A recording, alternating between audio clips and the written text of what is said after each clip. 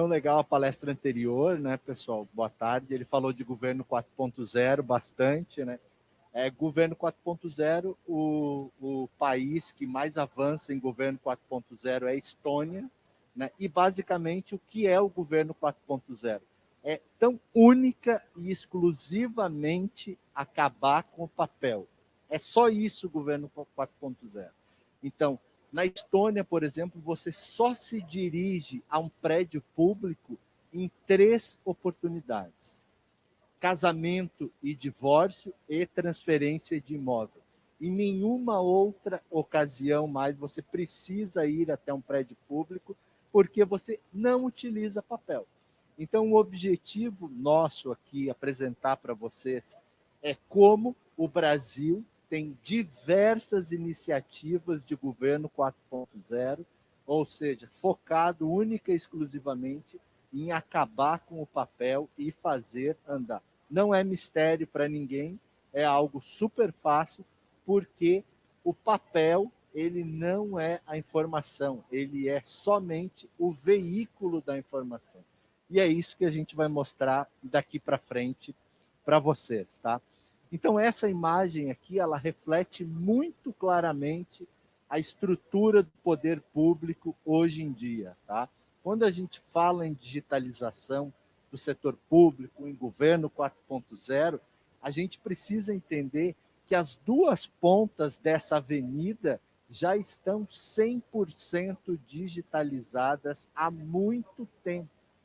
Ninguém mais vai até a prefeitura para pagar os seus tributos em dinheiro, pegar o troco, pegar um pouco, acrescentar. Ninguém faz isso. Todo mundo faz via rede bancária, 100% digital. Na outra ponta, os pagamentos também são 100% digitais há muito tempo, há muito tempo. Nenhum funcionário público vai no guichê da prefeitura receber o seu salário. Não existe isso. Assim como um fornecedor também não vai na prefeitura pegar um cheque. Então, o setor público, nas 2 pontas, ele é 100% digitalizado há muito tempo. Há muito tempo. Onde está o problema? Justamente no meio, ali representado pela lambretinha. O processo entre o início e o fim, infelizmente, é feito de maneira totalmente arcaica, utilizando o papel. Então não tem que se falar, mas a digitalização precisa do papel. Não é nada disso. A Undoc atua única e exclusivamente no meio do processo, tornando as coisas extremamente mais eficientes e mais rápidas e seguras, tá? Então, falando a respeito do Brasil, falamos rapidinho um pouquinho da Estônia. O Brasil é referência em transformação digital. O maior processo eletrônico do mundo é brasileiro. Ele é feito 100% eletrônico, de ponta a ponta, há bastante tempo. Qual é esse processo? Declaração de imposto de renda. Há muitos anos é feito 100% digital. Trazendo um pouquinho mais perto da gente, aqui em São Paulo, a maior desmaterialização de processos do mundo também é brasileira. Tribunal de Justiça de São Paulo. Todos os processos foram desmaterializados e foram transformados digitalmente. Orgulhosamente feito pela nossa sócia, a Softplan. Avançando um pouquinho mais, o maior banco digital do mundo também é brasileiro, que é o Nubank. Então, a gente tem muita experiência em digitalização no Brasil, em larguíssima escala. E a gente vai mostrar daqui para frente, nas cidades, como isso funciona. É claro que nem tudo são flores, obviamente. No setor público, atualmente, os processos são verdadeiros Frankenstein. Ele não é nem digital e nem analógico. É uma mistura de tudo, né? Então, você imprime nota fiscal eletrônica, você anexa e-mail, você carimba, você escreve, você bota post-it, ou seja, um verdadeiro Frankenstein. Não existe nenhuma razão para você fazer as coisas no papel, nenhuma. O setor público ama papel, tem fetiche no papel. O setor público imprime nota fiscal eletrônica. Imprime nota fiscal eletrônica. E para melhorar o negócio, ele manda você assinar no verso da nota, que está em branco, para confirmar que o cara recebeu. Faz algum sentido isso? Não existe nenhuma lógica nisso. Você atesta numa folha em branco que está escrito do outro lado. Não, mas aqui o contador, Deus me livre, o secretário de finanças quer no papel em 2 vias, uma fica com ele na gaveta dele, se der problema aqui, ele pega e puxa e está aqui o documento. Alta segurança aqui. Então não faz absolutamente nenhum sentido. Não existe nenhum documento na prefeitura feito de forma analógica. Todos os documentos da prefeitura são impressos, são gerados no computador e impressos. Prefeitura utiliza computador como máquina de escrever com tela. Prefeitura ama a segunda via. É um fetiche. É um fetiche. Você não pode compactuar com isso. E isso é o grande problema da administração pública. É o grande vetor da corrupção, é esse. São processos lentos, extremamente com falta de transparência. Se você acelerar esse processo, se você trocar o veículo lento por um veículo rápido, a imensa maioria dos problemas de vocês vai estar resolvido, tá? Então, quando a gente fala de um processo digital, o que é um processo digital? É extremamente simples. É um processo, só que digital. Você não vai mudar nada do processo. Ele continua da mesma forma, porém, andando de forma digital. Uma assinatura, você não precisa ir de página em página, entregando. Aliás, setor público é o setor que deveria ter algum tipo de parceria com umas academias, Smart Fit, algo assim, porque o servidor público, por si só, ele acorda fazendo exercício. Ele pega o processo e sai caminhando, com peso, tem uns que pegam mais peso, outros pegam mais peso, mas um servidor público, dentro da repartição dele, ele anda uns 10 quilômetros ali, parece pega o papel ali, bota o papel ali, carimba naquele ali, pega no caderninho, leva ali, coisa, tudo na cabeça dele. Então, um processo digital, ele segue os mesmos trâmites de qualquer processo, só que de forma digital, segura, te protegendo principalmente, tá? Rapidinho sobre a Undoc está em 25 estados, a gente atende prefeituras de 1.800 habitantes, até capitais, a gente já beneficia bem mais de 30 milhões de pessoas, a gente tem extrema experiência nisso que a gente faz em processos de ponta a ponta, 100% digital. Tá? Então, esses aqui são alguns dos fluxos que as prefeituras possuem, né? E qualquer fluxo dentro de um órgão público, ele só tem... Muito obrigado. Ele só tem três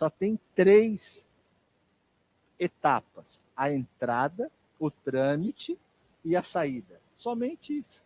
Não, mas aqui na prefeitura é diferente. É diferente o quê? O que é diferente? Toda vez que o nosso time de implantação ouve isso, ele pergunta, você me entrega o decreto e a lei que nós vamos adaptar. Não existe decreto e lei para mudança de fluxo de processo nenhum. Não existe. É da cabeça do servidor público, que está acostumado com isso. Então, a função da Undoc não é ir lá e mapear os processos da prefeitura, ir lá abduzir o funcionário público, colocar 3 meses dentro de uma sala. Nada disso. Nossa única função é simplificar os processos que vocês já fazem hoje. É só isso que a gente faz. Nada diferente do que isso. Dá toda a segurança para vocês. Um doc vem de um documento, nesse documento você vai ter todas as informações que vocês precisam dos processos de ponta a ponta, tá? Daqui. As funções são super simples, nada pode ser complicado para qualquer tipo de usuário. Algum de vocês aqui baixou o manual do WhatsApp? Ninguém baixou. Vocês pegaram o WhatsApp e saíram usando. Se vocês tivessem que baixar o manual do WhatsApp, vocês nunca utilizariam. Um serviço para o funcionário público não pode ter manual. Porque senão ele vai fazer no papel. É tão simples quanto isso. Funcionário público também é gente. Eu fui funcionário público. Ou tu acha que eu, sentado lá na minha cadeira, quero ter um sistema que para fazer uma busca eu tenho que dar 18 cliques. Para mandar um documento eu tenho que preencher 160 campos para dizer que está autorizado. Óbvio que não. Óbvio que não. O cara tem que olhar aquilo, tem que entender e sair fazendo. Então, são 4 funções super simples que qualquer pessoa vai olhar e vai sair fazendo. Essa é a cara da ferramenta, muito parecida com o e-mail, nada mais comum para todos nós do que o e-mail, funcionalidades de calendário, agendamento. Você precisa desenhar o processo de licitação tem que ter aquelas etapas, você mesmo faz o workflow em menos de 1 minuto. Em menos de 1 minuto. Não precisa pagar a hora técnica para um funcionário nosso ir lá. Algum de vocês aqui já comprou algum carro com mecânico junto? Passa na cabeça de vocês? Vou comprar o carro e o mecânico. Por que comprar software precisa ter mecânico? Por que alugar precisa ter mecânico? Não precisa. Tu imagina, ó, tu compra esse negócio aqui, mas eu vou te levar a minha assistente. Mas por que não? Porque se quebrar, mas como vai quebrar onde? Tu não garante que está entregando? Eu garanto. Se quebrar, eu vou lá sozinho, vou arrumar. Mas tu não precisa pagar por isso. Não, para eu treinar você do que eu estou te vendendo, eu vou te cobrar também. Então você vai pagar para eu ir lá te ensinar a usar aquilo que tu comprou. Vocês já pagaram pelo manual do celular de vocês? Ninguém paga. E por que contratação pública tem que pagar? Não, porque está incluído, isso daí é todo um mapeamento. É o teu negócio, pô. É o teu negócio. Governo 4.0 não é um slogan. Prefeitura sabe simplificar a licitação há 60 anos. Entendeu? Então é muito fácil fazer isso. Não precisa de nova lei. Eu vejo vários clientes nossos aqui que aplicam a lei rigorosamente, fazem processos digitais de ponta a ponta e não tem nenhum problema em licitar. Afinal, a Undoc nem sempre foi a Undoc que é hoje. Teve gente que teve que começar a fazer o processo bem escrito, com os riscos. Não precisa de mais governo, precisa de menos governo. Continuando aqui, você vai ter uma série de indicadores lá dentro, né? É super importante os painéis para a gente acompanhar tudo isso, né? Afinal, gestão pública é gerir as informações, né? E aí eu trago esses 2 caras aqui. Vocês podem bater foto desses caras aqui, porque esses 2 caras aqui são os guardiões de vocês. Sem esses 2 caras aqui, vocês não teriam nenhum tipo de segurança nos processos de vocês. São esses 2 caras que dão toda a segurança no dia a dia de vocês. Tá? São o inventor do Clips e do grampeador. São esses 2 caras que dão a garantia que os processos de vocês não vão se perder, não vão andar de um lado para o outro. Vocês confiam a administração de vocês nesses 2 caras aqui. Deus me livre fazer sistema para isso, tem que ser no papel esse negócio. Não é possível. É esses 2 carinhas aí, tem que ter camisa desses 2 caras e assim por diante.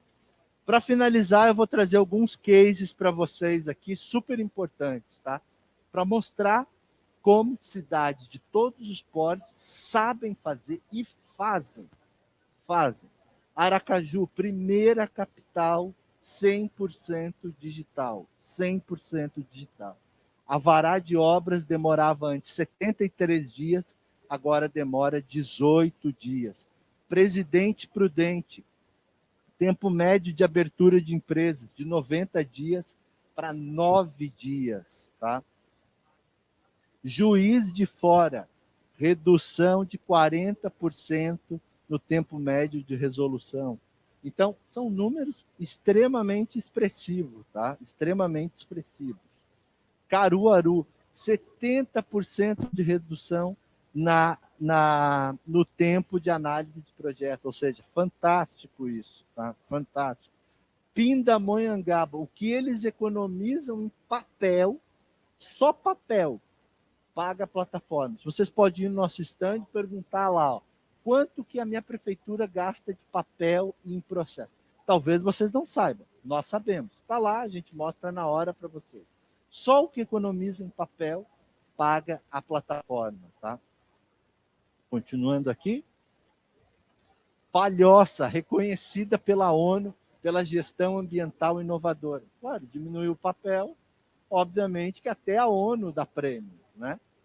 Atibaia, mais de 5 milhões de protocolos abertos via site, mais de 5 milhões de impressões popadas, 92% dos processos abertos via site, antes da pandemia.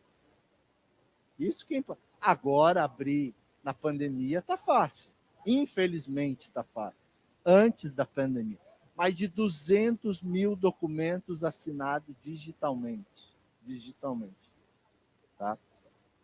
Taboão da Serra, aqui do ladinho, mais de 5 mil atendimentos à população, 98 mil e-mails enviados para a população, dizendo que a prefeitura estava trabalhando, andando nos processos dele. Ou seja, isso é comunicação com o público. Comunicação ativa, e-mail enviado de forma automática. Campina Grande, licença prêmio. Antes era 4 meses, nem é licença prêmio, é licença vitória, licença conquista, licença escalei o Everest, né? Hoje é de 4 dias, tá? Americana, vocês precisam conhecer a Americana, pertinho daqui. Vocês vão ver o que é qualquer processo, até processo para fazer pinico de barro, os caras fazem digitalmente lá, de ponta a ponta, 100% digital. Qualquer coisa que cai para eles fazer, eles questionam se pode fazer digital ou não. Se não puder, não tem como fazer. Então você vê aí, 2,5 milhões de reais deixou de gastar só em papel, tá? Piraquara, líder de transparência no ranking do TSE, mais de 700 mil documentos gerados de forma digital, tá? Sabesp, maior companhia de água da América, aqui do lado, cliente nosso também, 30 dias para assinar um contrato. Hoje são 3 dias. Você ganha 30 dias de execução de contrato só assinando digitalmente. E aí, para finalizar, né? Qual é a santa padroeira do setor público? Vocês rezam para ela quase que diariamente. É a Nossa Senhora do Carimbo, mas isso a gente fala em outra oportunidade aí. Vocês amam carimbo, vamos conversar na próxima vez aí. Muito obrigado, pessoal.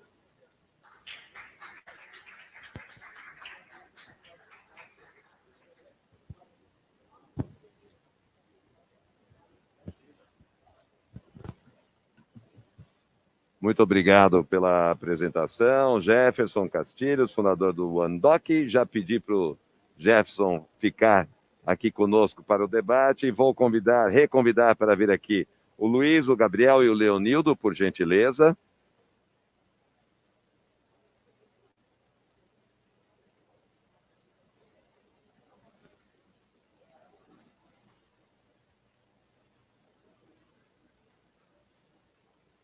A condução do nosso debate será através do Gabriel, o nosso moderador.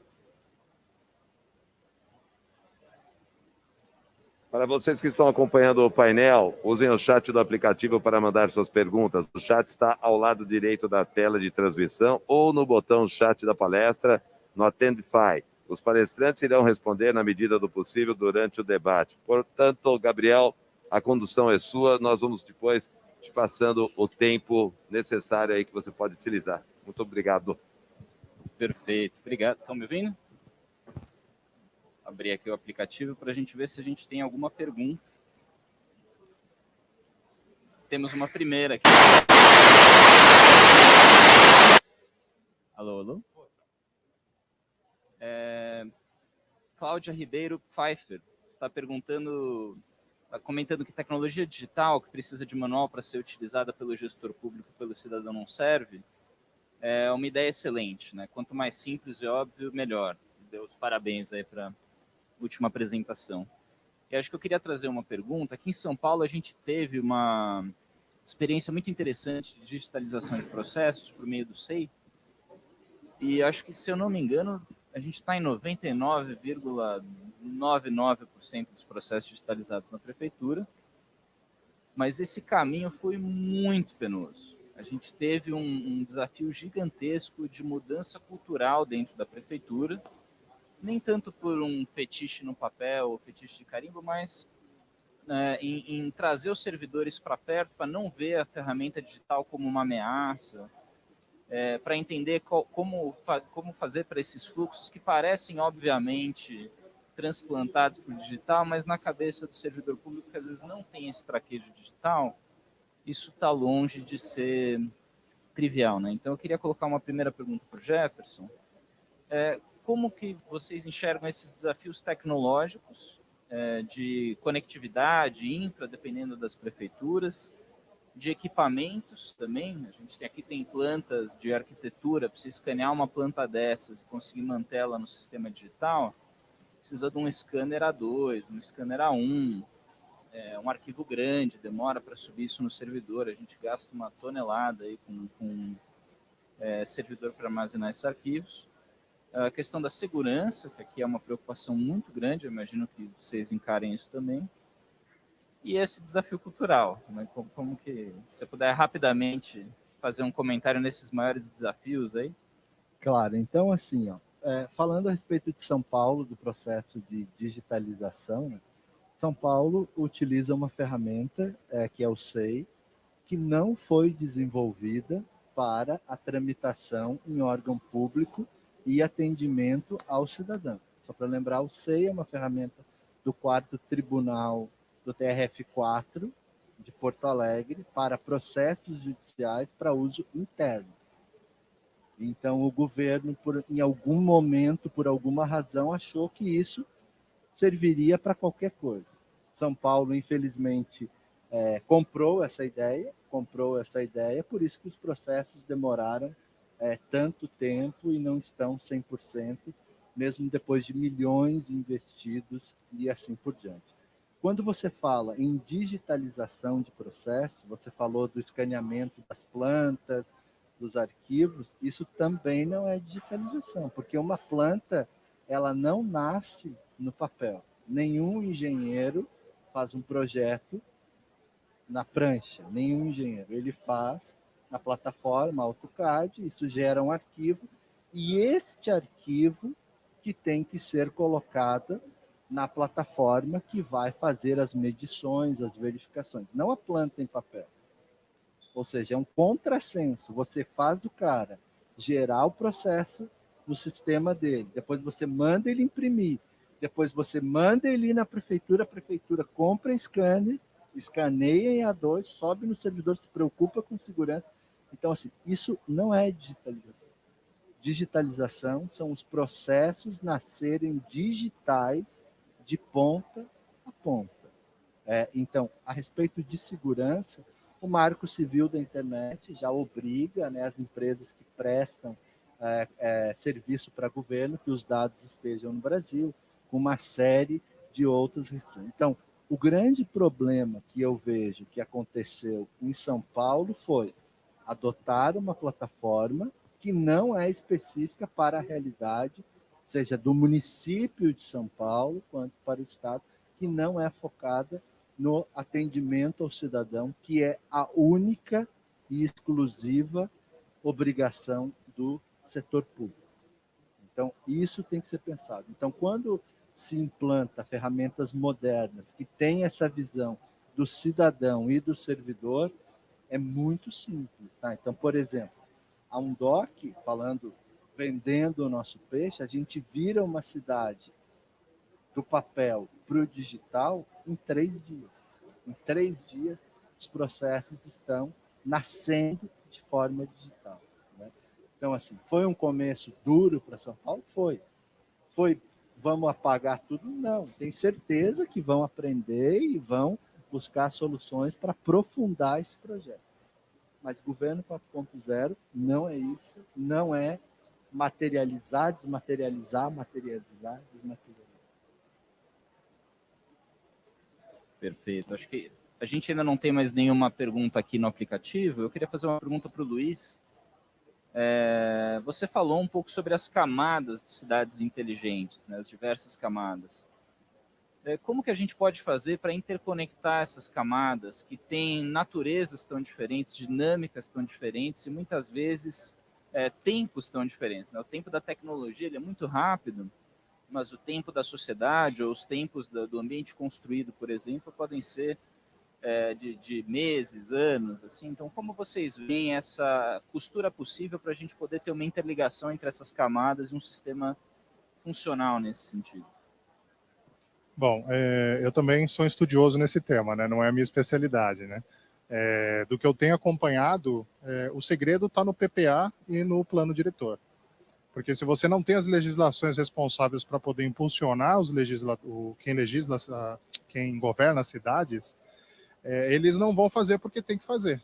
Ninguém vai investir em nada de graça, se ele não tiver uma exigência que vem por trás dele. Né? Então, quando você faz uma mentoria Alice, quando você faz alguma coisa nesse sentido, você aprende os mecanismos de como o povo vai fazer para poder chegar nos governantes e fazer com que impulsione, para que ele faça aderência às legislações necessárias e aí sim possa trazer os benefícios, né? Eles têm sempre recursos limitados para poder fazer essas ações, né? Quando você pensa na parte do governante em si. Mas pensando do lado de tecnologia, sempre é possível se fazer, trazer recursos que vão trazer os benefícios, como por exemplo foi o que a Undoc achou o caminho para poder digitalizar esses processos, assim como eu trouxe uma das possíveis soluções de se fazer, como a gente também tem solução voltada para a segurança, quando eu falo segurança, segurança do cidadão, a segurança do patrimônio que pode ser associado a esse tipo de coisa, para poder agilizar e trazer os benefícios necessários para isso. Então, combinar isso tudo muito da parte do que o próprio governo enxerga, de como ele quer aplicar isso para que ele possa ter os benefícios. Alguns conseguem enxergar e tirar já os benefícios disso, até mais leigamente falando, para buscar se reeleger de alguma forma, né? Ou se ele tenta trabalhar porque ele já enxerga que essa legislação vai bater na porta dele, ele quer estar preparado. Mas geralmente quem está na vanguarda são as pessoas que já vêm de mecanismos mais abertos, né? Ele já veio de um mundo privado, onde ele consegue enxergar que se ele fizer ações, como foi feita numa palestra que a gente estava assistindo aqui do lado de Pernambuco, que ele colocou toda essa interligação de uma forma... desculpa, foi o palestrante aqui do lado. Ele está juntando aqui todos os mecanismos de uso público para que ele possa trazer os benefícios para a sociedade, interligando com os setores privados. A colaboração é o caminho, não tem como a gente fugir disso. Se nós trabalharmos de uma forma isolada, tanto para poder ofertar aplicações que são colaborativas, de nada vai adiantar se não tiver facilidade, se não tiver segurança, se não tiver todos os benefícios que são para os dois lados. Mas antes de tudo é a primeira camada, né? Entender o que eu trabalhar de uma forma que eu possa ter a favor do governo e a favor do usuário final, que é o cidadão, entender o que ele está precisando de acordo com os recursos que ele tem disponível e poder trabalhar com isso. Perfeito, muito obrigado. E aí, por fim, Leonildo, muito interessante o projeto ali da rede que vocês estão construindo. Eu fiquei com uma curiosidade. Como fica a coexistência desses diversos atores na rede, em termos de topologia, de capacidade de banda, tanto em aspectos técnicos quanto em aspectos de segurança dos dados, aplicações que podem ser interligadas nessa rede? Como foi feita essa costura institucional para poderem coexistir os parceiros privados, públicos e programas da prefeitura do Estado nisso? Estão ouvindo? Eu gosto de dar o exemplo a partir de uma rodovia, que acho que é bem interessante. Então, nós pensarmos que uma rodovia qualquer, ela tem ali faixas de rolamento. Se nós imaginarmos que essas faixas de rolamento podem ser pares de fibra, ou seja, há uma segregação física, onde você constrói a rodovia em conjunto, esse é o ponto, e cada partícipe, cada ator ali da parceria, fica com a sua faixa de rolamento. Então, na minha faixa de rolamento, eu posso liberar o trânsito. Pode andar bicicleta, pode andar moto, pode andar cavalo, pode andar ambulância. Na faixa de rolamento do meu parceiro, só vai andar quem ele permitir, porque ele tem a chave da cancela. Aquela faixa de rolamento só trafega quem ele determinar, porque aquela faixa vai pertencer a ele. Então, fisicamente falando, isso é possível se nós ficarmos com pares de fibra separados, então essa segregação ela é física, mas mesmo no caso aí das redes óticas, você tem os equipamentos de multiplexação e tal, então mesmo que estejamos numa mesma fibra, ainda assim a segregação é possível, seria uma faixa de rolamento virtual, né? Você não tem a faixa de rolamento fisicamente falando, seria o par de fibra, né? Seria fibra, na verdade, individual, mas se estivéssemos todos numa mesma faixa, uma via que não é uma via duplicada, né, se for uma via menor, tal, ainda assim estarmos separados. Então, essa rede, por ela ser em anel e ela ser rede integrada no estado todo, você tem os pontos de concentração da rede, os POPs, né? E aí, nesses POPs, há a entrega do pacote de dados de cada faixa de rolamento dessa para o seu respectivo dono, que é ele que vai fazer a gestão. Então, a faixa de rolamento que está com o provedor, que é por onde trafega os clientes dele, é entregue no POP dele e ele faz a gestão política de segurança, questão de velocidades, etc., de acordo com os pacotes que ele define lá com os clientes dele.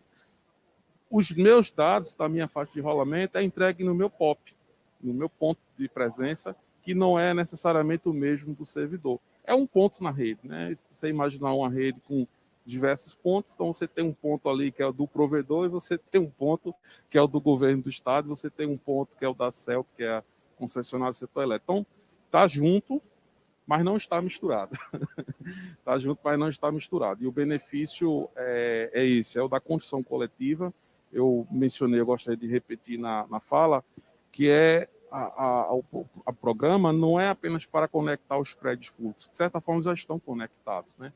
Mas além de conectar com uma melhor performance, no menor custo, a gente está conseguindo acelerar essa expansão da rede, a capilarização das redes, principalmente no interior do estado, onde o investimento privado ele demora um pouco mais, porque naturalmente o retorno ele é mais demorado, cidades são menores, cidades de poucos habitantes, embora os provedores locais, a gente saiba que hoje são responsáveis pela grande parte da conectividade do nosso país, né? Mas, em essência, é isso. É possível, sim, estar se fazendo sem nenhuma dificuldade em relação à segurança, à proteção, e em relação à capacidade que você mencionou, isso não nos preocupa, porque os equipamentos evoluíram muito, né? A fibra é praticamente a mesma há muitos anos, mas os equipamentos de transmissão ótica que vem evoluindo, então as placas que antes eram de 1 GB, hoje você tem placa de 200 GB, você já tem placa de 800 sendo anunciada aí. Então, a questão dos equipamentos, por exemplo, que o governo do estado coloca, os equipamentos de transmissão, os DWDM, que a gente está adquirindo, são equipamentos com slots, né, são equipamentos comprados com chassi, onde você vai colocando, adicionando placas, sempre que você necessitar de maior velocidade. Então, a gente pode aumentar a quantidade de placas ou pode trocar as placas e colocar placas com capacidades maiores. Então, a questão de velocidade é algo que não nos preocupa. como a gente não tem uma pergunta aqui no chat, eu queria abrir, se vocês têm alguma pergunta aqui entre o painel, fiquem à vontade, senão eu sigo, faço uma conclusão. Tem um comentário, se for possível, o Estado de Pernambuco é usuário do SEI também, então acho que esse debate da transformação digital, realmente há muita incompreensão ainda do que é digital e o que é digitalizável, né? Do que é digitalizado. Eu penso que o poder público já passou da hora de acelerar esse processo. O cidadão, o governo sabe que o cidadão está desempregado. Essa informação está na base da dados do governo, está na Caixa Econômica. Por que o cidadão precisa se dirigir fisicamente a uma fila, a um guichê, para dar entrada no seguro-desemprego, se essa informação que ele está desempregado já está lá?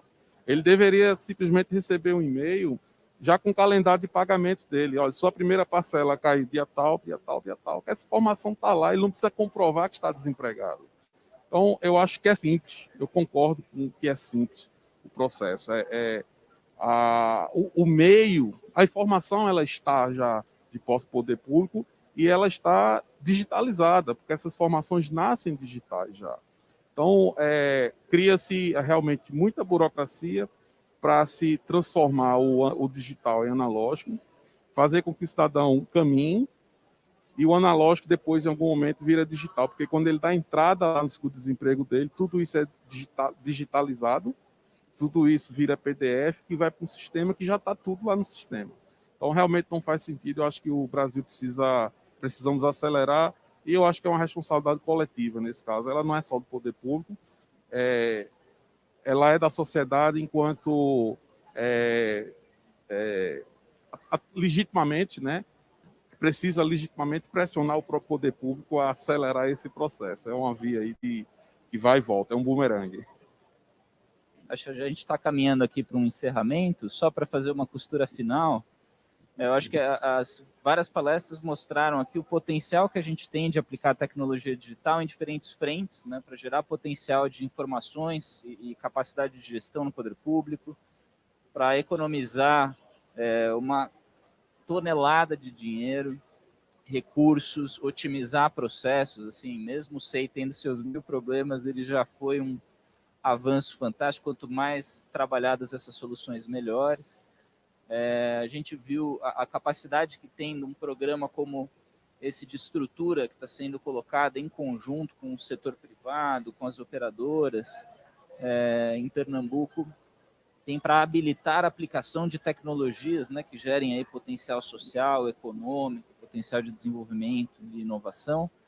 E eu acho que, fazendo a ponte com a minha fala anterior, fica patente também a importância da gente capacitar as pessoas, tanto servidores públicos, quanto os próprios cidadãos, né, a conseguirem utilizar essas soluções, entender esse potencial e também contribuir e participar desse processo. Então, acho que uma escolha muito interessante de painel aqui, assuntos em diferentes etapas, em diferentes frentes, mas que tem muito a ver uns com os outros.